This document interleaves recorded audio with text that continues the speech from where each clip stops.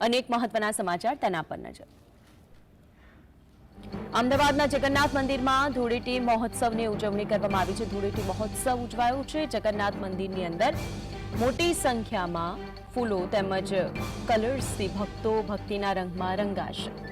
રંગોના રંગથી ભગવાનને ધૂળેટી મહોત્સવ નિમિત્તે વિશેષ શણગાર પણ કરવામાં આવ્યો છે। જગન્નાથ મંદિરના દ્રશ્યો આપ જોઈ શકો છો। ફૂલોથી હોળી રમવામાં આવશે। અમદાવાદના નાથ જગન્નાથ મંદિરમાં ધૂળેટીની ઉજવણી કરાશે। તો જગન્નાથ મંદિરથી ઝલક આપણી સાથે જોડાઈ ગયા છે। ઝલક, ફૂલોથી હોળી રમાશે, રંગોથી હોળી રમાશે, મંદિરની અંદર શું વ્યવસ્થા, વિશેષ કાર્યક્રમો કયા કયા છે?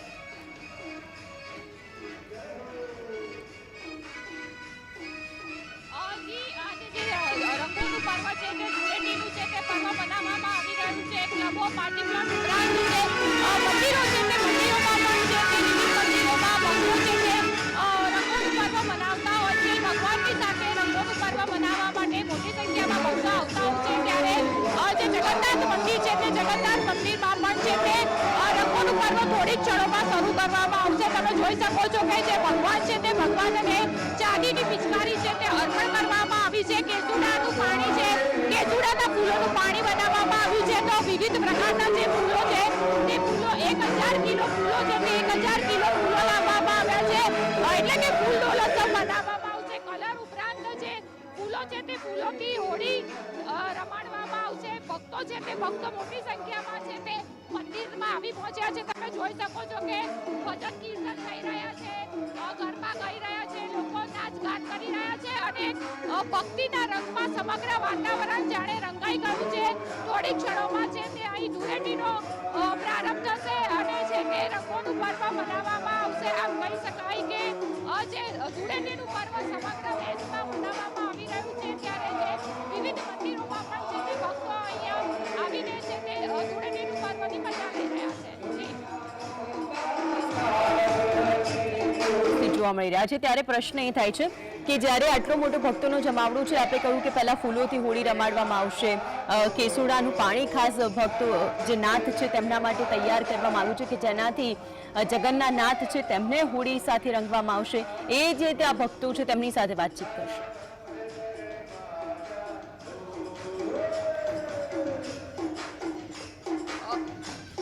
આપણે જે ભક્તો છે તે ભક્તો સાથે વાત કરીશું કે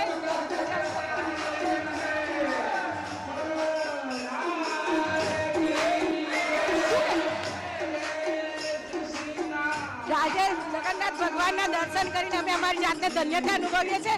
આવો લાવો મળવો બહુ મુશ્કેલ છે। જય રણછોડ, સૌને હોળી મુબારક।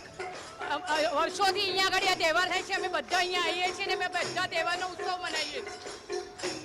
આજે અમે બરસાનામાં આવ્યા છે, અમદાવાદમાં નથી। એટલો બધો આનંદ છે કે બરસાનામાં અમે હોળી રમવાના છે। જય રણછોડ, માખણ ચોર।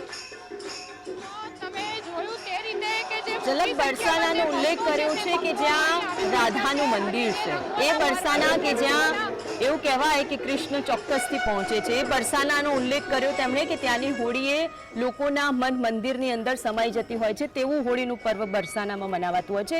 એવો આનંદ અત્યારે એ લોકો લઈ રહ્યા છે। મુદ્દો એ છે કે આ જે હોળી ઘરોની અંદર રમાતી હોળી અને મંદિરની અંદર જે હોળી રમાય છે। જી જી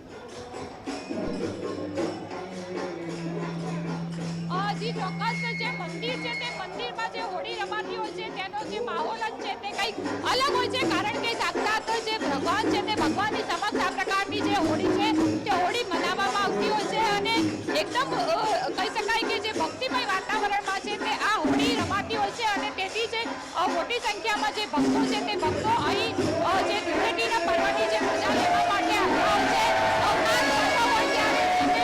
ભગવાનને પણ વિશેષ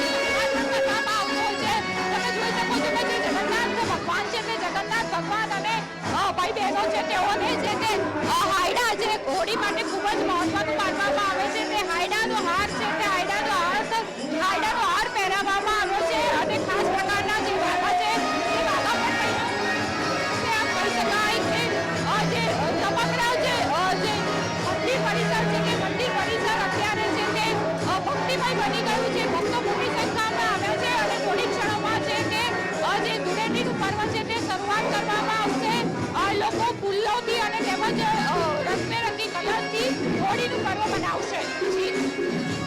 ઠીક છે, ઝલક આપ જોડાયા અને ત્યાંથી દ્રશ્યો જીએસટીવીના દર્શકો સુધી પહોંચાડે તે બદલ આપનો આભાર. તો જગન્નાથ મંદિરથી આપને તે દ્રશ્યો બતાવે કે કઈ રીતે ત્યાં ખાસ કાર્યક્રમોનું આયોજન